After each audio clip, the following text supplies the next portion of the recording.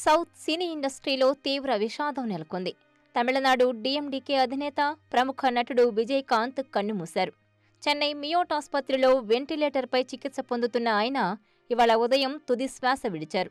అటు ఆసుపత్రి వర్గాలు, ఇటు తమిళనాడు ఆరోగ్య కార్యదర్శి విజయకాంత్ మృతిపై అధికారిక ప్రకటన చేశారు.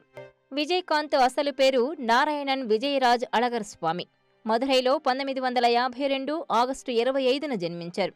విజయకాంత్గా పేరు మార్చుకుని 27 ఏళ్ల వయసులో ఇనిక్కుం ఇలామై సినిమాతో నటుడిగా ఇండస్ట్రీలోకి అడుగుపెట్టారు. తొలి సినిమాలో ఆయన విలన్ రోల్ చేశారు. కెరీర్ ఆరంభంలో కాస్త పరాజయాలందుకున్న విజయకాంత్ ఎస్ఏ చంద్రశేఖర్ దర్శకత్వం వహించిన దూరతు, ఇడిముజక్కం, సత్తం ఓరు ఇరుత్తరైలతో విజయాలందుకున్నారు. సుమారు 150కి పైగా సినిమాల్లో ఆయన నటించి ఎన్నో ఏళ్లపాటు ప్రేక్షకుల్ని అలరించారు. దాదాపు 20కి పైగా పోలీస్ కథల్లోనే ఆయన నటించి మెప్పించారు.